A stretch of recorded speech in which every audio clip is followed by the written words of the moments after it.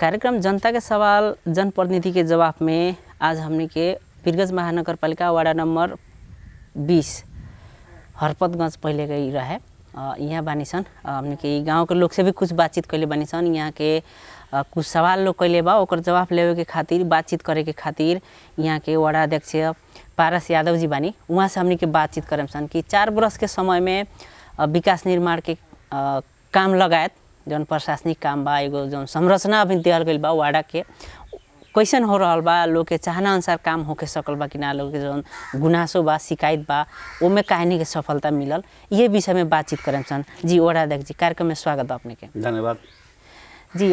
कुछ लोग से हमने के बातचीत कैले रहनी सन। 4 वर्ष में विकास उतना नहीं होके सकल, लोग के कहना बाटे। हम आवाज़ भी लोग के सुनाएम कि ये चीज़ बाटे। लोग के अपने का कहें का काम भइल बा, जैसे अब तो 4 वर्ष हो गई अपने लगे 1 वर्ष मात्र बाकी बाटे। अपने के सोचल अनुसार कितना काम करे सकल बनी, कितना काम नहीं होके सकल, का कहें? सबसे पहले हम अपना वाड़ावासी के धन्यवाद देवे के चाहतनी। बड़ा खुशी लागल ख क्वेश्चन करी, बड़ा बढ़िया क्वेश्चन कैले बनी। सवाल बड़ा बढ़िया आइल बा। विकास ना होके सकल, सोचल बमोजिम हमरो सोचल बमोजिम हम ही खुद नहीं कर सकल। एकरा पीछे कुछ कारण बा जी।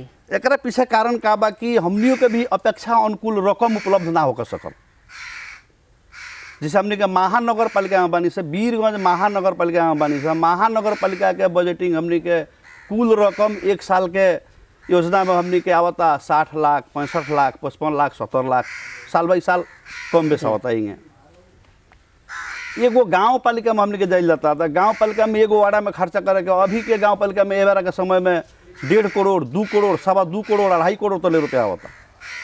तो एगो वार्ड में जौन अगला 2.5 करोड़ रुपया 2 करोड़ रुपया अगर जो खर्चा करके वो अपन देखा सकता, जौन हम 50 लाख 60 लाख में कैसे देखा सकता नहीं जी।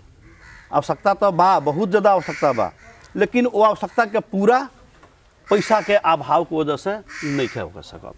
उससे हम भी दुखी बनी कि चाह करके भी इच्छा रह करके भी हम ही नहीं कर सकत। जी। जैसे वो लोग के कहना हम कि जैसे नाला नहीं खे रोड के बने सकल, बीच में खास कामे नहीं होके सकल, तो कौन कौन काम भइल बा? जैसे कुछ ना तो भइल हो, जैसे गाविस रहे ओकरा बाद में अभी में तो कुछ फर्क भइल बा कि ना? जैसे का बा कुछ लोग जी देख करके भी अनदेख करला, वैसन भी लोग हमनी के समाज में बाटे। कुछ लोग बा, सबराही लोग नहीं है, सबराही लोग बा कि हाँ बुझता कितना पैसा आइल तो कौन कौन काम भइल। जैसे काम कईल मध्य में अगर जरूर पूछता नहीं जी, तो व्यक्ति के विकास हम नहीं कैले, समाज के विकास कैले बनी। जहाँ तक रोड के बात आवता तो मेन रोड यहाँ के भी हमनी के तीनों टोला के मेन रोड जौन बा मेन रोड पर गई बा शहरी विकास योजना में। आज से 3 बरस पहले अपौनी गढ़ी माई का स्थानांतर से लेकर के हमने के यहाँ कलावती पेट्रोल पंप तक लेके जाए, ये बीच में जितना भी घर दुआर के भी पड़ रहे सब जा करके समझा बुझा करके तुड़वा करके हटा दल गई। शहरी विकास योजना के काम शुरू हो गई। कुछ काम कैलक, ओकरा बाद में पैसा ठेकेदार पेमेंट खतरा पप्पू कंस्ट्रक्शन में गई, ना दिलक, ना दिला के बाद में वो अदालत में मुद्दा प्रक्रिया में चल गई। अब जब तले अदालत द्वारा मुद्दा फैसला नहीं हो, जब तले वो अगला काम शुरू नहीं करत। कुछ जौन बचल बजाने में दौड़ता आदमी, प्रयास करता आदमी शुरू करावे के। अब एक आश्वासन मिलल बा कि हाँ बरसात खत्म हो गई के बाद में हम शुरू करवाएं। तो जौन रोड हमनी के मेन रोड पड़ गई बा शहरी विकास योजना में, जाने में अपन रकम तो डाले के ना मिली जी। आ मूल रोड सब लोग के विकास लोग खोजता, आ हम खाली पार्ट रोड में विकास करते हैं कि मूल रोड शहरी विकास से जब निकल जाई आ पार्ट रोड में विकास करता तो हम गाँव फ्रेश हो जाए। जी। जैसे शिक्षा में स्वास्थ्य में का सुधार भइल बा अपने अइला के बाद? हमारा अइला के बाद में जैसे हमारा यहाँ हरपतगंज में वाड़ा में सामुदायिक स्कूल 2 गो बा जी। नेपाल राष्ट्रीय प्राथमिक विद्यालय बा, श्री निरंजन शाह कलवार प्राथमिक विद्यालय बा।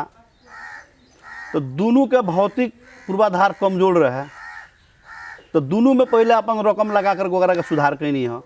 हमने के यहाँ निरंजन शाह कलवार जौन विद्यालय जौन रहे जौन तो सफा खत्म हो गई रहे, वो गैल गुजरल हो गई रहे, रोड लेवल से 3 फीट डाउन हो गई रहे। जब एक बेर पानी पड़ जाए तो 2.5 फीट 3 फीट में पानी घुस जाए आ पूरा बरसात भर लैके अपने घरे रह।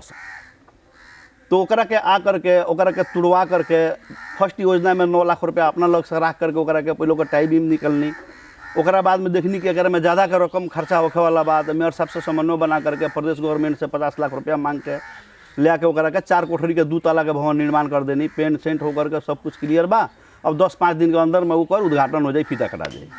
वहाँ के स्कूल के स्थिति वह रहे, वो दिन धारा वारा के पानी पिए के दिक्कत रहे, धारा वारा हला करके बाउंड्री वाल कर करके जौन कि 50 बरस से जमीन अल्पत्र में रहे, सब लोग अपना अपना अतिक्रमण में ककर के अपन काम करते रहे, ओकरा के घेर करके 10 लाख रुपया रख करके ओकरा के संरक्षण कैनी है।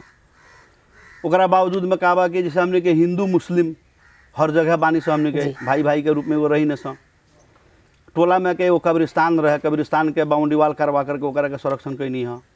गढ़ी माई का स्थान में वहाँ हमने के जरूरी रहे, अपना से पैसा रकम पूरा ना होकर सकल तो हमने के माननीय हमने के विधायक जी से को सुन करके वहाँ से पैसा मांग करके ला करके 40 लाख रुपया ला करके ओकरा के संरक्षण कैनी है। ओकरा बाद में यहाँ के हमने के श्मशान घाट, यहाँ के हम माननीय जी से मांग करके ले करके श्मशान घाट बनवनी है, अपना रकम से छठ घाट बनवनी है। छठ घाट तीनों टोला में बन गई, अपौनी में बन गई, टोला में बन गई। टोला में हल्का सा काम बाकी रह गई, बरसात से अति पानी आ गई है जौन की वजह से अब लगभग 1 महीना के बाद में से पानी खींच कर ओकरा के संपन्न कर देवे के बा।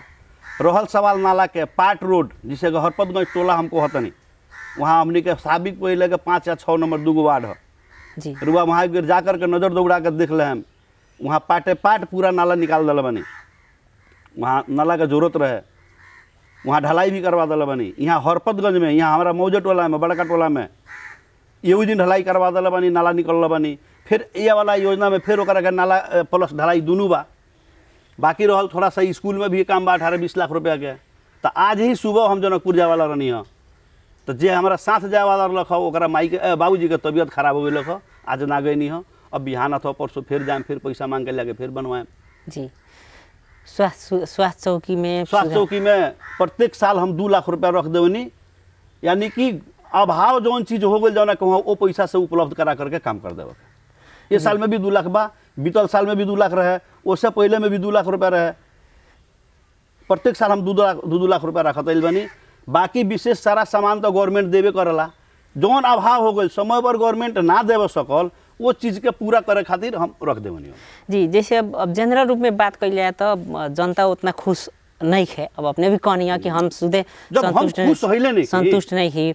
ओकरा बाद अब 20 वर्ष से जनप्रतिनिधि विहीन एगो स्थानीय सरकार रहे, अपने लगिन के 20 वर्ष के बाद अला पर सब जाम लागल रहे, वो हटावे कर भी बाटे। ओकरा बाद प्रक्रिया एगो सिस्टम में दोसर बा, संविधान के बाद ही संघीयता में गई नया प्रक्रिया भी बा। सही बात बा। अब देखिए केंगा समस्या हमनी के का बा कि काल के दिन में हमनी के ई गाबी सो रहे जी। अब हमनी के सौभाग्य कहीं या दुर्भाग्य कहीं इतना ज़्यादा हमनी के ओवर छलांग मरनी सकी एक बार महानगर पालिका में चल गई। महानगर पालिका में गईला के बाद में हमनी के अनुभूति भइल कि चल भाई हमनी के महानगर पालिका में आ गई सन, अब हमनी के डेवलप हुई, हमनी के विकास हुई। लेकिन ना, सिर्फ कागज में महानगर पालिका में हमनी गई सन, नाम के महानगर पालिका में गई सन। कर गवर्नमेंट हमनी के बढ़ा दिल, कर हमनी के तीरे लगनी से बढ़ा करके, लेकिन जौन सोच बनल हमनी के शुरू में जौन हमनी के विचार में आयल कि हमनी के डेवलप उतना जल्दी कर ली, वो डेवलप हमनी के ना कर सकनी से सिर्फ यह 50 लाख 60 लाख के अंदर में पड़ के जी। जैसे पैसा ना पुगा एगो सिस्टम होखेला, पहले गाँव पालिका, नगर पालिका, उप महानगर पालिका, महानगर पालिका, अपने डायरेक्ट गाविस से एक बेर महानगर पालिका में बड़ी जल्दी में हमनी के बाजी मरला बनी। ओकर कुछ फायदा तो बा, कुछ लोग से बातचीत करनी है, लोग कहता कि और कुछ तो फायदा नहीं है, लेकिन जगह जमीन का हमनी के भाव बढ़ गई बा, किन बेच कैला पर थोड़ा महंगा बाटे, ये भी एगो फायदा तो बाटे कम से कम। एगो चीज बा, सही बात बा, लेकिन महंगा हो गई बा जी। तो महंगा के साथ साथ में फिर करो तो बढ़ गई बा नु। कर तो हम मांग कही नहीं, हमनी के जोरदार आवाज उठौनी मेयर साहब से कि मेयर साहब कम से कम हमनी के 10 बरस दिन हमनी के कर कोनो किस्म के ना थपल ना, गावी से को स्तर से जौन कर लख जौने कर में हमनी के रखल ना। हमनी के भौतिक पूर्वाधार कुछ नहीं है, कम से कम हमनी के 60% के अवस्था में पुगा दहल ना, तो ओकरा बाद में आस्ते आस्ते हमनी के धीरे धीरे एकरा के थप थुप कैल जाई जी। तो लगभग अभी तक लेकिन नक्शा पास के आ भूमि कर के थोड़ा सा राहत बाटे, मतलब बाकी सब कार्रवाई तो धीरे धीरे चलिए गई जी। अब ज़्यादा दिन हो गई, ओकर नियम प्रक्रिया भी हो गई हुई, उससे भी कहीं होते हुई जी। अब अपने लगिन के कहल जाओ कि 1 वर्ष बाकी बाटे, अब समय पर हो गई निर्वाचन। तब अब नेपाल में तो कभी काल के अंतिम अवस्था में आके घटभर समय होत रहता, अपने लगिन 6 महीने बढ़ भी सकता नहीं, घट भी सकता नहीं। तो अब का करे के सोच बा जौन सोच से एगो अपने वार्ड अध्यक्ष भैनी एगो जनप्रतिनिधि भैनी अपने लाइन के एगो वार्डा में 5 आदमी के टीम बा लोग एकदम गाविस सचिव से कहीं ना एगो गाविस कार्यालय से ही लोग के एगो एलर्जिक टाइप को हो गई रहे ना केहू भेंट होके ना कोनो काम होके ना विकास निर्माण के काम होके वो बेरा भी एगो गाविस में 10 लाख 15 लाख रुपया आवे उसमें प्रशासनिक खर्च कौन खर्च पीसीसीसी करते उड़ते विकास ना होगा अपने लाइन कम से कम एगो सिस्टम में आयल बानी पैसा कुछ तो बाटे अब इतना दिन में अब एगो का हो सकता अपने लाइन अब देखिए सोच जैसे हम का कहनी है कि सोच तो हमरो बहुत बड़का बा लेकिन मेन प्रॉब्लम कौन जी बा कि पैसा अभी जैसे कहनी है कि आज सुबह 6 बजे हमनी के जाए करलक जनकपुर अब जकरा के हमनी के लेकर के जनकपुर जाए के बाद जकरा सहारे हमरा पूगे के बाद जकरा से हमरा अपन मदद करवाओ के बा उनका बाबूजी का तबीयत खराब हो गई जी जावना को ऐसे हमनी ना जा सकनी है अब हमरा ये बार जैसे मान के चली कि 60 लाख रुपया चाहे 70 लाख रुपया चाहे 50 लाख रुपया जौन भी बा अब हमनी के कृषि स्वास्थ्य शिक्षा दलित बाल बालिका अपांग वृद्ध ये सब मिला करके 40% ओकरा के छाँट देव जी अब 60 लाख रुपया में रुआ 40% छाँट दी तो 36-37 लाख रुपया जितना बचता 36-37 लाख रुपया में हमने के 3 गो टोला बा 3 गो रुआ भाग लगाई एमें कृषि में खाने पानी में भी बा अब 12 लाख रुपया चाहे 13 लाख रुपया एगो हमने के टोल के अगर जो भौतिक कार्य करे खातिर हमने के पैसा अगर जो निकलता तो रूरा आज के महंगाई के युग में रूरा खुद मूल्यांकन कर सकता नहीं कि 12-13 लाख रुपया में कितना से कितना तक हम काम कर सकता नहीं। हाँ गनीमत ये चीज़ बा कि अभी आज तक जहाँ भी गई बनी चाहे ये क्षेत्र के सांसद के लगे ये क्षेत्र के विधायक जी के लगे चाहे मेयर साहब के लगे कुछ ना कुछ हम ले के आयल बनी अन्य क्षेत्र से अपना क्षेत्र से बाहर अन्य क्षेत्र से भी हम लेकर के आयल बनी मांग करके ले करके काम कैले बनी जी अपने लगिन तो जैसे बा अपन वार्ड के बजट तो बढ़े बा ओकरा बाद में नगर स्तरीय बजट बा उप मेयर के बजट बा अपने लगिन के विधायक जी के बजट बा माननीय जी के बजट बा प्रदेश सरकार के बजट बा एक अलावा भी तो कुछ ना कुछ आवते हुई यहाँ लोग सारा लोग यहाँ अनुगमन में आषाढ़ मसान में हेने काम होता होने काम होता लोग तो खर्च करते बा अब का बा कि देखी ये बात रो कह देनी कि अन्य जगह से भी आवत हुई जी आवेला ना ओकरा के अपना मेहनत से अपना कर्मठता से जाकर के ओकरा के जबरदस्ती दौड़ धूप क के मांग के ले करके आवल जाला का वो लोग के भी तो दायित्व बानू जैसे अपना जौन वार्ड जबकि दायित्व रही विधायक के तो अपना विधायक के क्षेत्र में खर्च जबकि दायित्व रही तो रोरा हम खुला कहतनी जी ये बात रोरा जाकर के मेयर साहब से पूछलम हमनी के आदरणीय श्री विजय कुमार सरावगी जी हमनी के महानगर पालिका के नगर पिता के रूप में बानी रोरा जाकर के पूछलम डायरेक्ट क्वेश्चन करे मेयर साहब से कि मेयर साहब हरपतगंज 20 नंबर वार्ड में राउर 4 बरस कार्यकाल बीत गई रूरा कितना पैसा खर्चा कैले बानी का रूरा लगे पारस जी मांगे आइल बानी कि ना योजना रूरा के बना के दला बानी कि ना आज तक अभी 1 रुपया का खर्चा मेयर साहब के हमरा 20 नंबर वार्ड में नहीं किया भाई अब बोली का है पार्टी फरक भइला छ कि अब ऊ चीज ना मांगी ने जी नगर स्तरीय योजना बनाई ने नजर नहीं पर लेकर के जानी देवे नहीं प्रयास करी ने पारस जी मत आती है चिंता मत कीजिए हम रख देते हैं मिला। हाँ एक और प्रॉब्लम बा हमनी के परंपरा ही बन करके शायद आइल बा कि जब बरसात के समय जब शुरू हुई तो ओकरा बाद में पैसा आ जाए विकास करे के 2 गो योजना पर साल के भी ए साल गत साल के भी फ्रीज हो गए संजोग फ्रीज हमारे पैसा नहीं भाई 0 पैसा ना संजोग अब हमनी के अपन दुर्भाग्य कहल कि संसार का दुर्भाग्य कहल जब हमनी के काम के रेशियो जाना बड़ा पकड़ता जाना बड़ा लॉकडाउन शुरू होता ये तो विश्व एक से पीड़ित बा। सबसे पहले हमनी के 1.5 बरस दिन शुरू में हमनी के कानून संविधान संघत मिले मिलावे बुझे बुझावे में हमनी के समय गुजर गई बीच में कुछ जब समझ करके आगाड़ी प्रक्रिया जब बढ़नी सन ओकरा बाद में अबगे रेशियो पकड़लक तले कोरोना आ गई तो लगभग 1.5 बरस दिन से कोरोना खा गई कहीं चल नहीं खा पावत आदमी कहीं जा नहीं खा पावत आदमी कहीं केहू से भेंट नहीं कर पावत आदमी जी चाह करके भी नहीं कर सकत आदमी। मेयर साहब ऐसे पहले बड़ा रिक्वेस्ट कैनी 2 गो योजना हमरा के दिलन एगो 18 लाख के हमने के वो हाईवे से नाला निकाल कर लाकर काइनल में पानी झारे के जौन कि गाँव के पानी निकाले के कोनो निकास ना रहे बोला के लेनी देखौनी देखलन इमरजेंसी समझलन कहलन कि ठीक है इसको नापी करवा करके एस्टिमेट करवा दीजिए कितना लगता है उतना दे देते हैं 18 लाख दिलन जाना बड़ा रकम इशू हो गई अब प्रक्रिया में जाएगा पर उपभोक्ता बनावा के उपभोक्ता के चिट्ठी भी बन करके आ गई समिति गठन करके और लॉकडाउन हो गई। एगो और स्नान घर के हमनी के यहाँ जहाँ छठ माई का स्थान बा, मुर्दा फूकाला, हमनी के परंपरा बा कि जकरा घर के विवाह जनानी लोग बा जौन स्नान करे सर्धन नहाए के दिन वहाँ नदी में पहुँचला, तो यहाँ हमनी के नदी ना भइला के वजह से एगो बोरिंग करोला बने। हम कहनी कि वो बोरिंग के जस्ट बगल में हम घर बना दें, आप टंकी रख करके पाइप द्वारा वहाँ स्नान करे के यानी कि औरत लोग के हम व्यवस्था वहाँ लगौनी। तो ओकर एस्टिमेट करौनी 10 लाख रुपया एस्टिमेट भइल, उ जा करके मुनी खरीदे दिलन, लेकिन काम ना हो सकल। ऐसा कि लॉकडाउन हो गई, बंद हो गई। ओकरा के ऑलया कर करके फिर ए साल में लेके आइल बनी सन। ए साल में गईनी, परसों गईनी, मेयर साहब काठमांडू रहनी, बात भइल, कहलन कि पारस जी ठीक है, हम कल या परसों आ रहे हैं, बैठ करके देख करके उसको आगे बढ़ा दिया जाएगा। तो ओकरा जितना जल्दी से जल्दी हमनी के लागल बनी कि एकरा के काम हमनी के संपन्न करेंगे।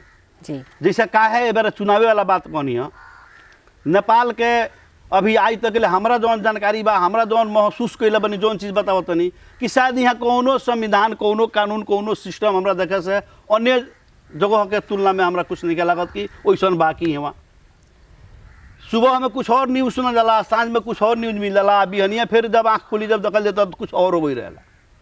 तो कैसे विश्वास आदमी करी? उलट पुलट जल्दी हो गला, जल्दी होला। संविधान बनावल यही लोग बा, अब पलटता लो ये लोग, आज दोसर बा, बिहान तीसर बा, परसों चौथा बा। अभी करुआ कल्पना कैला हो कि हाँ 2/3 के बहुमत, यहाँ कम्युनिस्ट पार्टी के सरकार, सारा लोग सोचला रहे कि 10 बरस तो अभी यही चल यहाँ से। जी, लेकिन बीच में चेंज हो गई, बीच में गिर करके अन्य पार्टी के गवर्नमेंट बन गई। अगर करुआ कल्पना कैला नहीं, मन में कोई दिमाग में मस्तिष्क में कोई सोचला रहनी, हमने तो ना सोचला रहनी जी, लेकिन इतना उलट फेर हो गई। जी अब एक अवसर पड़ल बा कि नहीं? बहुत पड़ल बा। क्या पड़ल बा? अब कथी रुआ के बतावल ना, सब कुछ तो मीडिया में जनावल तो जरूरी ना हो, कुछ अंदरूनियो होला जे ओकर मतलब जब सरकार चेंज होता, परिवर्तन होता, चाहे प्रदेश को के चाहे संघ के, तो ओकर कुछ ना कुछ प्रभाव चारों तरफ असर पड़ी, हर जगह पड़ी, हर माने में पड़ी। एकरा के लोग मूल्यांकन करे या ना करे, मूल्यांकन करे वाला मूल्यांकन कर लेवेला, फर्क पड़ेला। जी गवर्नमेंट चेंज होला, प्रक्रिया चेंज होला, हर मंत्रिमंडल चेंज हुई, अपना अपना हिसाब से शासन अनुशासन शुरू हुई, हर लाइन में तो चेंजे होला ना। जी, जैसे हमने खास करके स्थानीय सरकार के विषय में अभी बातचीत करल बानी सन, 4 बरस अपने के पहुँचल बा। ई स्थानीय सरकार से लोग कितना खुश बा, कितना अनखुश बा, जौन अपने भी कहनी कि अनखुश होके के कारण भी बहुत बाटे, अब कहीं कहीं खुश होके के भी कारण बाटे। अपने लगी एगो निर्वाचन में प्रतिबद्धता कैले रहनी सब केहू अपना अपना ठाव से, कोई लिखित कैले रहे, कोई मौखिक कैले रहे, कोई पोस्टर छपैले रहे, कोई किताब छपैले रहे, एगो पार्टी के तो अपन रले रहे प्रतिबद्धता, लेकिन वार्डा में भी रहे। उ जौन किस्म के अपने प्रतिबद्धता कैले रहनी कि हम काम है करेम, अथवा जनता के आश्वासन दिले रहनी, कहल ना जाए एगो हम अपना भाषा में तो एगो हम सपना बांटे के भी कहनी। तो ओमे अपने सबन अपना के यदि स्वयं कहे को होखी तो का कहेम, कितना अपने सफल भइल बानी पूरा करे में, कितना असफल भइल बानी? देखिए लगभग जौन आश्वासन वाचा जौन हम जनता के समाज के जौन दल बानी जी, ओमे कहीं कमी कमजोरी नहीं कैले, ओमे हम सफल बानी। जैसे अब जैसे हम बतावत नहीं, हम शुरू में अपना लाइफ में पहली बार मंच पर चढ़ करके हाथ में माइक जहिया थमनी जी, वो दिन हम कहनी कि देखी एगो गरीब का लड़का हम हैं, अनुशासित रहें, समाज के भी अनुशासित ढंग से लेकर चलें, ये गांव में दंगा फसाद ना होकर जाए जी। ओकरा बाद में जहाँ जकर नज़र कहियो नहीं खे पुगल, जब से हम होश संभल बानी, जब से आज तक ले वहाँ केहू नहीं खे तकले, केहू नहीं खे देखले, वहाँ के विकास हम करें, और वह काम हम करता गइल बानी। जब से हम होश संभल बानी, जब से देखत तानी कि हाँ हई मुर्दा घाटी ह, हई हमर धान खेती ह, हई हमर बाड़ी ह, जैसे चिन्हल बानी, जैसे कहतनी कि अभी आज तले छाती ठोक के कहतनी कि केहू एक टिप माटी मुर्दा घाटी में नहीं गिरल। जहाँ के दृश्य एबार हम रुआ के बताया तनी, जा करके रुआ देखी कि वो मुर्दा घाटी के जगह हम कौना हिसाब से बनौल बानी जी। वो मुर्दा घाटी में बैठ करके आज के समय में हमनी के खाना नाश्ता खा सकल जाता। जौना में छाती भर ओमे ओ बेरा हमनी के खाली राड़ी उपजत रहे, कुछ ओमे ढूके में डर लागत रहे, वो अवस्था में रहे। हमनी के छठ घाट जहाँ सब कोई जाला, जहाँ छठ घाट में पत्थल बांध करके ओकरा के नदी के तटबंध करके घेरल गई रहे, कितना हमरा माई बहन लोग के गोड़ चिरा गई। लेकिन आज जा करके देखी जी, स्टेप ओकरा के ढलवा करके बनौला बानी, लॉकडाउन के समय में दूरी डिस्टेंस बना करके हमने के छठ कर सकल जाता, जितना बढ़िया ओकरा के फैली बना दिल बनी। विकास ये चीज ना हो, ये व्यक्ति के विकास ना हो, समाज के विकास हो। जैसे टोला के कब्रिस्तान बा, उ धार्मिक जौना हिसाब से मुस्लिम दाई लोग माने ला लो, जौना हिसाब से ओमे जूता चप्पल पहन करके ना जाइल जाला, बाहर से माल डाल ना जाला, ओकरा के बाउंड्री वाल करवा के सेव कर देनी, वो विकास ना हो। स्कूल में जहाँ हमने के सब जाति के उमें यादव, मुस्लिम, तेली, कलवार अथवा कोयरी अथवा ब्राह्मण, ये हमने के ना देख करके स्कूल तो सब कर हाँ जी।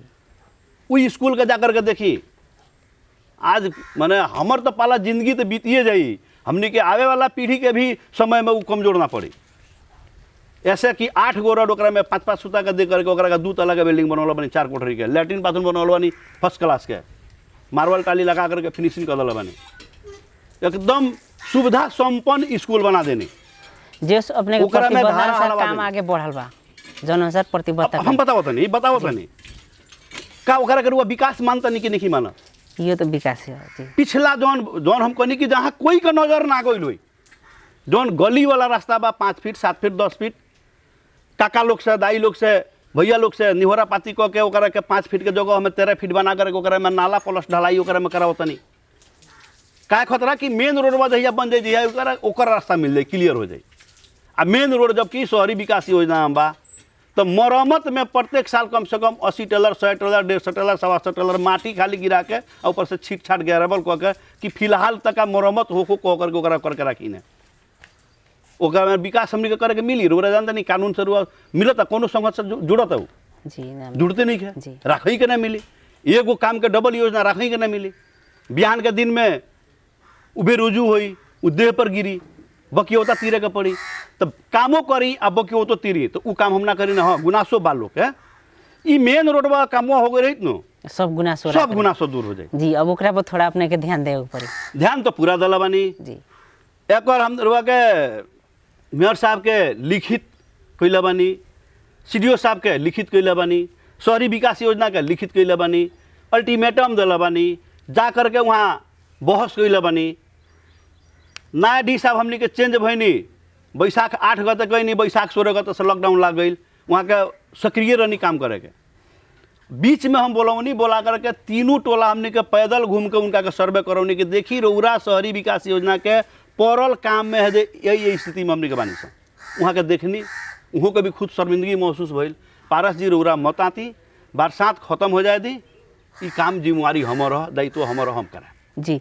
अब हमने के अंत में बानी सन, कार्यक्रम के अंत में अब इनके समय बा कि कोरोना के बाद ना चाह के भी कहीं ना कहीं से घूम फिर के निकलिए जाए। अभी खोप लगाओ के अभियान चल रहा बा, अपने के वार्ड में खोप प्रति लोग के मतलब एगो धारणा होखला, विचार का बा, लोग लगावता कि ना लगावता, चाहता कि ना लोग की बहाना बनावता, का बा अपने के अनुभव में? हमारा वार्ड में लोग वैक्सीन नहीं खे लेवे का चाहते, ऐसा बात नहीं है जी। वैक्सीन खातिर हमने के मने बुझी ना कि महामारी के रूप में भी लोग टूट के पड़ता कि ना वैक्सीन हम लेम, लेकिन गवर्नमेंट उतना वैक्सीन देत नहीं है। अभी बस वेरोसिल हमने के 281 गो आई रहा जी। अंत में इतना ज़्यादा भीड़ वहाँ पुग गई, स्थिति तनावपूर्ण हो गई। डॉक्टर साहब हमारे लगे फोन कैलन ऑफिस में रहनी कि ऐसा स्थिति आ गई बा कि यहाँ विवाद हो, झगड़ा हो, मारपीट हो।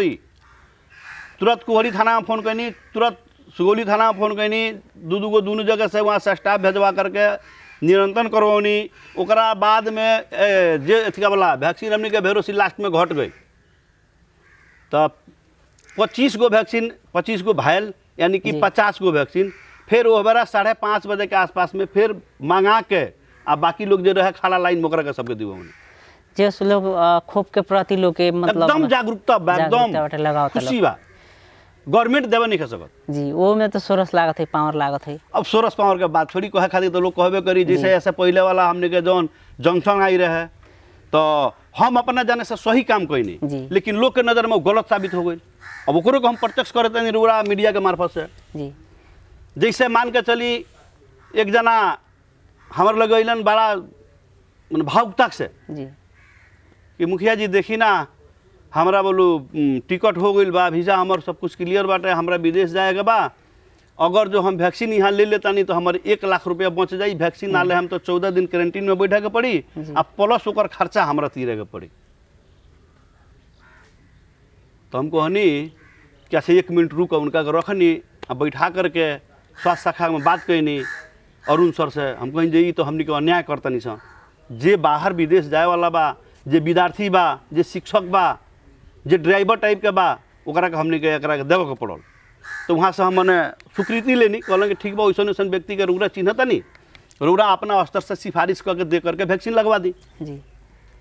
तो हमरा ये टोला के 5 गो युवा लोग रहे, 5 आदमी के चल कर रउरा हमरा ऑफिस में देखी पासपोर्ट, वीज़ा, टिकट, नागरिकता के फोटोकॉपी बाकायदा लेके निवेदन ले करके आ सिफारिश करके दे के हम भेजनी। वहाँ गैला के बाद में डॉक्टर साहब कहता है कि ना ये सिफारिश पर हम वैक्सीन ना दें। हमरा उनका गपशप भी भइल, डिस्कस भइल, रउरा ना दे, हम रउरा अपना हेडक्वार्टर में पूछी, हम बात करके पास करवा के लेल बानी। जे विदेश जाए वाला ओकरा के देवे के पड़ी, जे यहाँ के टीचर बा ओकरा के देवे के पड़ी, जे यहाँ के कर्मचारी छूटल बा ओकरा के देवे के पड़ी। हम बात कैले बानी।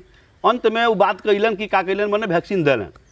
जब वैक्सीन दे दिला के बाद में पक्ष विपक्ष तो हर जगह रहला, तो हम विपक्ष के अपन भाई समझिने, ओकरा के हम दुश्मन ना समझिने।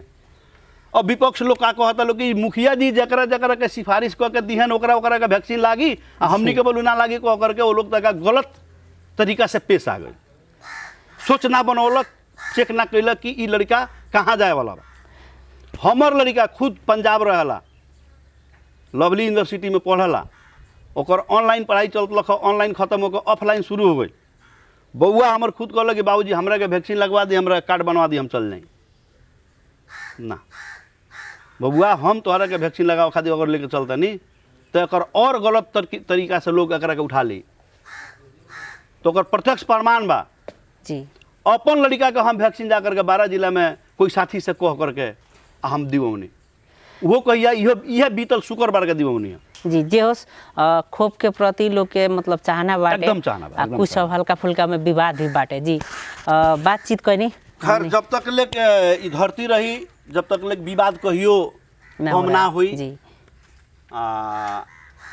संगत भी कम ना हुई, सत्संगत भी कम ना हुई, धार्मिक कार्य भी कम ना हुई, आ गलत प्रक्रिया भी बढ़ते रही, चलते रही। तो प्रकृति के देन हो जी। हमने के बातचीत करने ओकरा खातिर अपने के बहुत बहुत धन्यवाद। हमरा तरफ से बहुत बहुत धन्यवाद। रउरा यूनिट के धन्यवाद। सबसे पहले का बा कि आज 2 शब्द कहे के मौका हमरा के देनी, हमरा ई आवाज़ हमरा अपना वार्ड के हमरा अभिभावक लोग के गार्जियन को लगे पुगावे के मौका देनी, ओकरा खातिर मुरी मुरी धन्यवाद।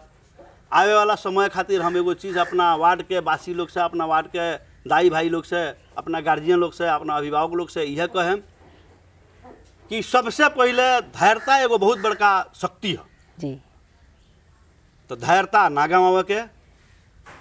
वैसन कोनो ऐसा काम नहीं है कि जौन उत्तेजना में आके उत्तेजित होकर के केहू के उसका करके ओकरा के लड़ा देवे वाला काम उ पारस निखन कैले। सब जगह पू करके शांति प्रक्रिया बना करके ही लेकर चलल बना। तो थोड़ा सा और ही शांति प्रक्रिया बना करके लेकर के चली न। इस साल के कार्यक्रम जौन बा, विकास योजना बा जौन देख ली, आज से 30 बरस पहले से 5 बरस में मूल्यांकन करी, आ मूल्यांकन क करके आ तब आगाड़ी बढ़ी। जी। हमारा तरफ से बहुत बहुत धन्यवाद जी। धन्यवाद।